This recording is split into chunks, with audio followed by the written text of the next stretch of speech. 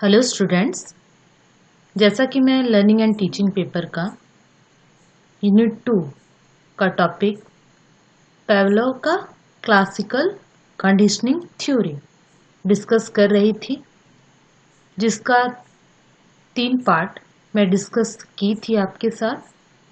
आज मैं इसका लास्ट पार्ट यानी कि 4th पार्ट डिस्कस करूंगी। तो चलिए स्टार्ट करते हैं। शास्त्रीय अनुबंधन सिद्धांत का शैक्षिक निहितार्थ यानी educational implication of classical conditioning theory. Pavlov के द्वारा जो क्लासिकल कंडीशनिंग थ्योरी दिया गया था, उसका शैक्षिक उपयोगिता क्या है, उसको हम लोग देखेंगे।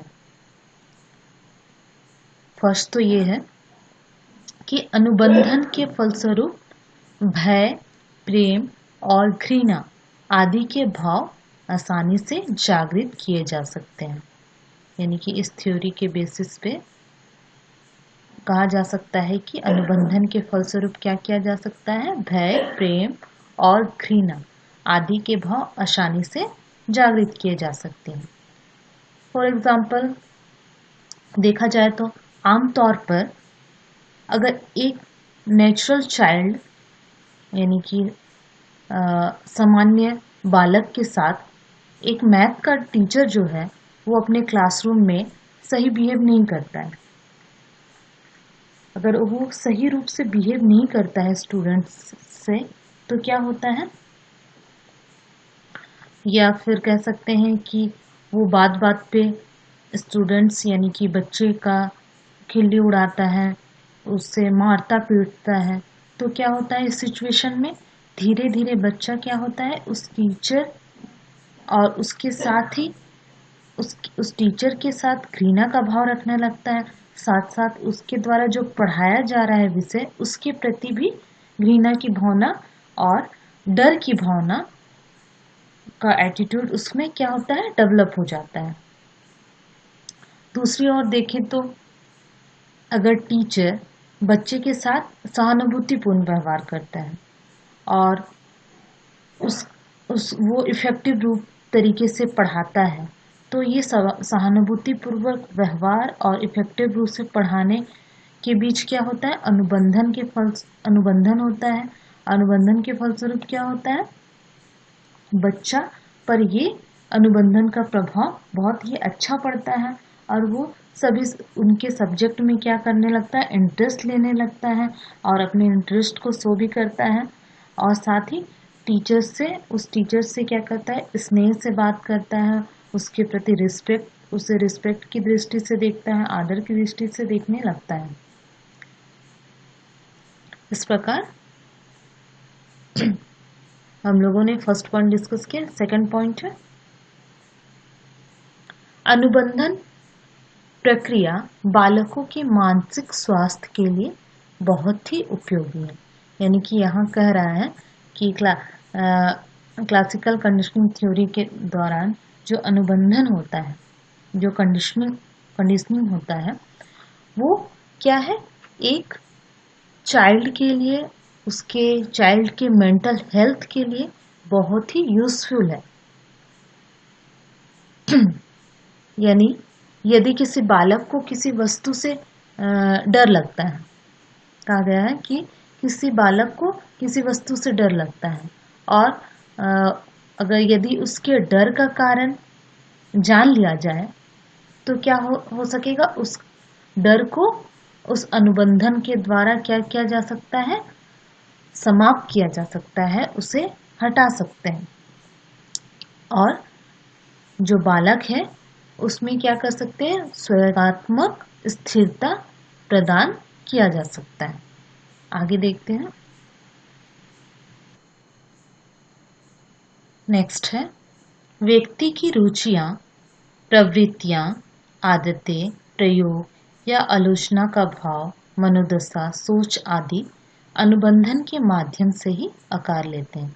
यहाँ यही कहा जा रहा है कि कोई भी व्यक्ति है, उसका इंटरेस्ट, उसका एप्टीट्यूड, उसका हैबिट यानी आदत, उसका थिंकिंग, सोचने की क्षमता, वो सभी का आकार किससे रिलेटेड होता है, कंडीशनल से रिलेटेड होता है, उसके माध्यम से ही होता है। और इस प्रकार अनुबंधन की जो प्रक्रिया होती है वो केवल नई बातें इससे केवल नई बातें ही नहीं सीखी जाती है, बल्कि वांछित व्यवहार यानी कि गलत व्यवहार को भी हटाने या उसे परिवर्तन करने के लिए वह बहुत ही यूजफुल होता है। नेक्स्ट पॉइंट देखते हैं। किसी व्यक्ति का असामान्य व्यवहार बहुत कुछ उसके अधिगम का परिणाम होता है। यानी कि यहाँ कह रहा है कि जो व्यक्ति का असामान्य व्यवहार होता है वही उसके अधिगम का परिणाम होता है। फॉर एग्जाम्पल देख सकते हैं कि यदि बच्चा एक बार किसी अंधेरे से डर जाता है ना, तो वो हमेशा क्या करता है, अंधेरे से जब भी अंधेरा होता है तो वो डर जाता है। उसी तरह यदि देखा जाए तो कोई बच्चा यदि एक बार क्लासरूम में टीचर्स अगर उसे डांट देता है और उस डांट से वो डर जाता है तो क्या होता है, तो वो हमेशा उस कक्षा में क्या करता है, उसको डर लगता है कि मुझे डांट ना पड़ जाए, है ना। क्योंकि क्या इससे क्या होता है, अनुबंधन के द्वारा बालक में यह परिवर्तन आ जाता है, उसके बिहेवियर में क्या हो जाता है, परिवर्तन आ जाता है, जिससे उसमें क्या डर की भावना समा जाती है।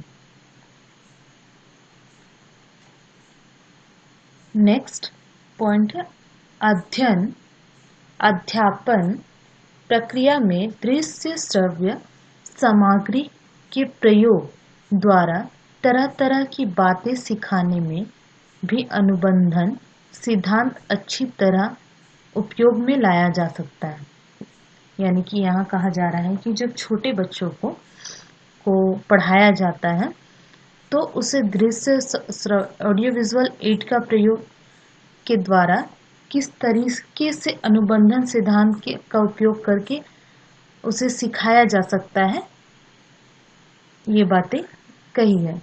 यानी कि फॉर एग्जाम्पल देखें तो यदि किसी छोटे बच्चे को कोई शब्द बोलना सिखलाना है हमें, जैसे कि बच्चे को क्या कराना है, बिल्ली कहलवाना है। एक टीचर्स को एक बच्चे को क्या सिखलाना है कि वो बिल्ली बोले, है ना, बिल्ली शब्द का उच्चारण करे या बिल्ली बोले। तो टीचर्स क्या करेगा, उस लिखे हुए शब्द यानी कि बिल्ली के साथ साथ बिल्ली का चित्र भी दिखलाएगा। यानी कि साइड में बिल्ली लिखा रहेगा और उसके बगल में क्या होगा, बिल्ली का चित्र रहेगा, पिक्चर रहेगा। और टीचर क्या करेगा, उसकी ओर इशारा करेगा और इशारा करके वो क्या कहेगा कि ये क्या है, बिल्ली है। तो बच्चा भी क्या करेगा, बच्चे को भी क्या कहने को बोलेगा कि ये बिल्ली, इसे बिल्ली कहो बोलकर। तो ये देखते हैं कि कुछ समय बाद, कुछ दिनों के बाद क्या होता है,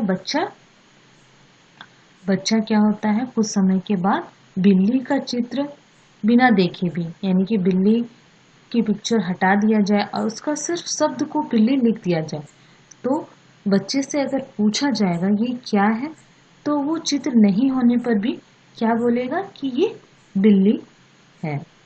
यानी कि तो इस प्रकार बिल्ली कहने की अनुक्रिया क्या हुआ, कंडीशनल स्टिमुलस हुआ, यानी लिखा हुआ शब्द के साथ कंडीशनिंग हुआ, यानी कि अनुबंधन हुआ। और बच्चा क्या किया, अनुबंधन क्रिया के फलस्वरूप बच्चा क्या सीख गया, बिल्ली बोलना सीख गया। इस प्रकार ऑडियो विजुअल एड का यूज करके, अनुबंधन सिद्धांत का उपयोग करके बच्चों को पढ़ाया जा सकता है। तो आज हमने शैक्षिक उपयोगिता देखे, यानी कि एजुकेशनल इम्प्लीकेशन पेवलोव के द्वारा दिए गए थ्योरी के द्वारा। नेक्स्ट वीडियो में मैं नेक्स्ट टॉपिक के साथ मिलूंगी। Okay, thank you.